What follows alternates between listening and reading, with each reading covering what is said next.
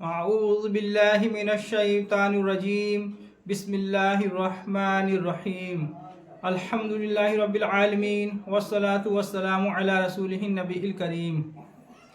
अल्लाह के नाम से शुरू जो बड़ा मेहरबान निहायत रहम करने वाला है। तमाम तारीफ़ें और ख़ूबियाँ उस शाफ़ी के लिए जो तमाम जहान का पालने वाला और शिफा बख्शने वाला है, जिसने कोई चीज़ भी बेफ़ायदा पैदा नहीं की। और दुरूद पहुँचे तबीब रूहानी व जिस्मानी हज़रत मोहम्मद रसूलुल्लाह सल्लल्लाहु अलैहि वसल्लम पर। चमन निशा दवाखाना यूट्यूब चैनल के नाजरीन को खुशामदीद कहते हैं। मैं आपका मेज़बान हकीम खुर्शीद आपकी खिदमत में हाजिर हूँ। आज का जो हमारा मौजू है वो है पुराने ज़ख़म और नासूर। पुराने ज़ख़म और नासूर जो कि ठीक नहीं होते हैं।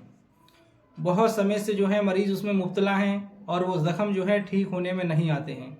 किसी के पैर में ज़ख़म जो है देखा गया तो किसी के हाथों के अंदर जो है ज़ख़म हो जाते हैं, किसी के पीठ में, जिस्म के किसी भी हिस्से में कोई ज़ख़म या नासूर हो गया अगर और वो ठीक नहीं हो रहा है तो इंशाअल्लाह ताला हमारे इस नुस्खे से अल्लाह के फ़ज़ल से जो है वो ठीक हो जाएगा।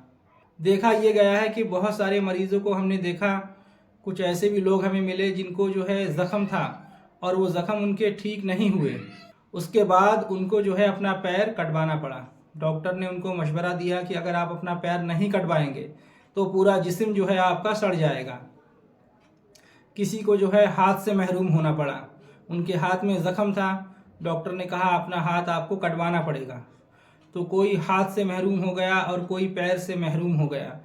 अल्लाह रब्बुल इज़्ज़त ने इंसान को हाथ और पैर से नवाजा है। ये इतनी बड़ी उसकी नेमत है कि जिसके पास पैर नहीं है उससे पूछिए इसकी कदर, जिसके पास हाथ नहीं है उससे पूछिए आप इसकी कदर कि क्या इसकी अहमियत है। अल्लाह तबारक व तआला ने आपको हाथ और पैरों से नवाजा है, ये उसका शुक्र है। तो इंसान के जिस्म में जब ये ज़ख़म हो जाता है तो कई ज़ख़म ऐसे होते हैं जो ठीक होने में नहीं आते हैं। कई तरह की दवाइयाँ भी की जाती हैं, इलाज भी कराया जाता है, उसके बावजूद भी जो है वो ठीक नहीं होते हैं। कई ऐसे मरीज़ हमने खुद देखे अपने यहाँ पर, हमारे यहाँ उनके बेचारों के जो है पैर काटना पड़ गया। वो घर में जो है अकेले कमाने वाले थे लेकिन जो है उनका पैर काटना पड़ा। एक और मरीज़ हमने देखे जिनके जो है दोनों पैर काटना पड़ गए, जिनको ज़ख़म था और ठीक नहीं हुआ। इत्तवा फरमाते हैं कि अगर जिस ज़ख़म पर 40 दिन गुजर जाएं तो वो ज़ख़म जो है फिर नासूर की शक्ल जो है अख्तियार कर लेता है। यानी कि अगर आपके जिस्म के अंदर कहीं कोई ज़ख़म है और वो 40 दिन तक ठीक ना हो तो फिर जो है वो नासूर बन जाता है। और नासूर उस ज़ख़म को कहते हैं जो कि ठीक नहीं होता है जल्दी। बहुत मुश्किल है उसका ठीक होना, नामुमकिन तो नहीं लेकिन बहुत मुश्किल होता है उसका ठीक होना। तो आज जो हम ये आपको नुस्खा बता रहे हैं, इंशाअल्लाह पुराने से पुराना नासूर, पुराने से पुराना ज़ख़म, इसके इस्तेमाल करने से इंशाअल्लाह ताला ठीक हो जाएगा अल्लाह के फजल से। नुस्खा क्या है, नुस्खा आप नोट फरमा लीजिए।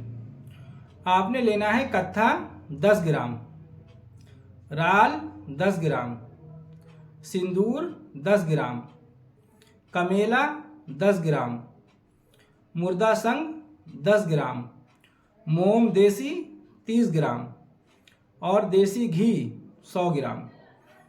इन तमाम दवाओं को लेकर आप क्या करना है, आपने इन तमाम दवाओं को लेकर करना आपने ये है कि इसके अंदर देसी घी और मोम जो है वो अभी आप एक तरफ रख दें और बाकी जितनी भी अद्वियात हैं उनका जो है आप बारीक सफ़ू बना लीजिए।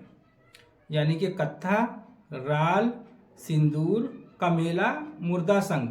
अच्छा, जो ये मुर्दा संग है ये एक पत्थर होता है, ये ज़रा देर में बारीक होता है, इसको जो है बहुत ज़्यादा बारीक कर लेना है आपको। ये जितना ज़्यादा बारीक होगा उतना ही ज़्यादा बेहतर होगा।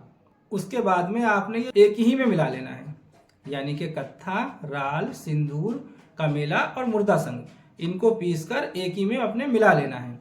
उसके बाद में आपने एक कढ़ाई लेनी है और उस कढ़ाई के अंदर जो है ये देसी घी जो है आप 100 ग्राम डाल दीजिए और उसे जो है चूल्हे पर या गैस वगैरह पर जो है चढ़ा दीजिए और नीचे उसके आग जलाइए। जब देसी घी पिघल जाए तो उसके बाद में जो है ये मोम 30 ग्राम जो आपने लिया है, देसी मोम, ये देसी मोम 30 ग्राम आपने ये भी उसके अंदर डाल देना है। तो जब घी के अंदर जब वो ये मोम पिघल जाए पूरा अच्छे से सब मिल जाए तो उसके बाद में जितनी भी ये अद्वियात हैं, पिसी हुई दवाइयाँ हैं, इसको जो है उसी में शामिल कर दें, यानी उसी के अंदर कढ़ाई में डाल दें। और जो है किसी सीख या चमचे वगैरह से जो है इसको आप धीरे धीरे चलाते जाइए, आपस में मिलाते जाइए हल्के हल्के, और आंच धीमी करके पकाते रहिए। यानी कि जब ये पक जाए, ये बिल्कुल सुर्ख और स्याही माइल जब हो जाए, पककर सुर्ख स्याही माइल, यानी कि बहुत अच्छे से जब ये पक जाए, फिर इसको जो है आप उतार लें। बस आपका जो है मरहम तैयार है। तो फ़वाइद जो इस मरहम के हैं वो बेशुमार फ़वाइद हैं। अल्हम्दुलिल्लाह ये हर किस्म के पुराने से पुराने ज़ख़म और नासूरों के लिए बेहद मुजर्रब ये मरहम है। ज़ख़म जितना पुराना होगा उतनी ही जल्दी इस मरहम से ठीक होता है, और उसके अलावा फोड़े फुंसी के लिए भी ये मुजर्रब तरीन ये मरहम है।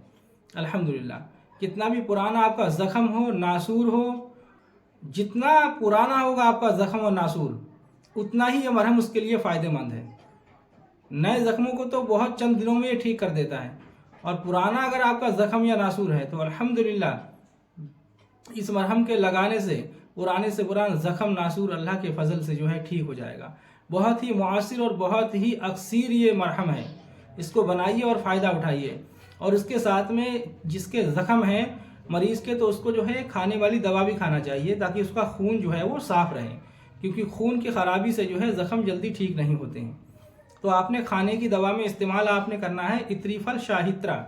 ये आपको हमदर्द कंपनी का तैयार शुदा जो है बाज़ार से मिल जाएगा।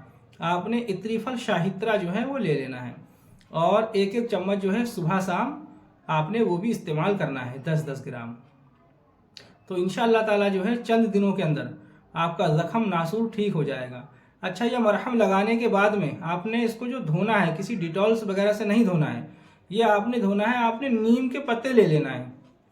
नीम के पत्तों को पानी में उबाल लीजिए, अच्छे से पका लीजिए खूब, और उस पानी से आपने जो है ये ज़ख़म साफ़ करना है, और उसके बाद ये मरहम इस्तेमाल करना है। तो इंशाअल्लाह जो है आपको उस परेशानी से निजात हासिल हो जाएगी अल्लाह के फजल से।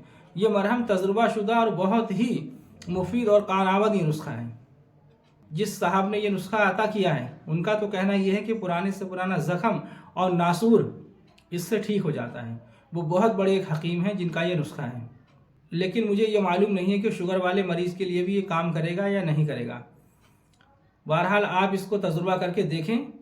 लेकिन मैं आपको एक नुस्खा बता देता हूँ जो कि मुझे किसी हकीम साहब से दस्तयाब हुआ था। उन्होंने कहा था अगर शुगर वालों के ज़ख़म ठीक ना हो, जिन लोगों के शुगर है और उनके ज़ख़म जो है वो ठीक नहीं होते हैं, तो उनके लिए एक मैं दवा आपको बता रहा हूँ, ये दवा इस्तेमाल कीजिए, इंशाअल्लाह जो है उससे इंशाअल्लाह शुगर वालों के जो ज़ख़म होते हैं वो भी ठीक हो जाते हैं। वो क्या है मैं वो भी आपको बता रहा हूँ। आपने लेना है 50 ग्राम रोगने जैतून का तेल, लेकिन जैतून का तेल अच्छा होना चाहिए। ये फिगारो जो कंपनी है, ये ज़रूरी नहीं है फिगारो का लेंगे, नहीं, आपने रेक्स कंपनी का लेना है। रेक्स कंपनी का हो या फिर जो है और किसी कंपनी का ले सकते हैं आप, लेकिन अच्छा होना चाहिए। बहरहाल आपने रोगने जैतून लेना है अच्छा वाला 50 ग्राम, और असली आपने लेना है शहद खालिस ओरिजिनल शहद आपने लेना है 50 ग्राम। ये दोनों को आपने जो है मिक्स कर लेना है आपस में, मिक्स करके और आप शुगर वाले के ज़ख़म पर ये लगाइए। साहिब नुस्खा का कहना है कि 5 दिन के अंदर इंशाल्लाह जो है ज़ख़म ठीक हो जाएगा। अगर छोटा मोटा ज़ख़म है, बड़ा ज़ख़म है तो इंशाल्लाह वो भी चंद दिनों के अंदर अल्लाह के फजल से इसके लगाने से ठीक हो जाता है। तो आप दोनों इसको जो है इस्तेमाल कीजिए। अगर शुगर है तो ये मरहम भी लगा कर देखें, ठीक होता है तो बहुत अच्छी बात है, वरना ये नुस्खा मैंने दूसरा भी आपको बता दिया है, तो आप ये इस्तेमाल कर लें इंशाल्लाह। ये बहुत ही मुफीद और बहुत कारआमद नुस्खा है। अल्लाह तबारक व तआला हमारे बताए हुए नुस्खों से आपको फ़ायदा उठाने की तौफीक दे और मुझे मेरी मेहनत का दोनों जहां में समरा अता फरमाए।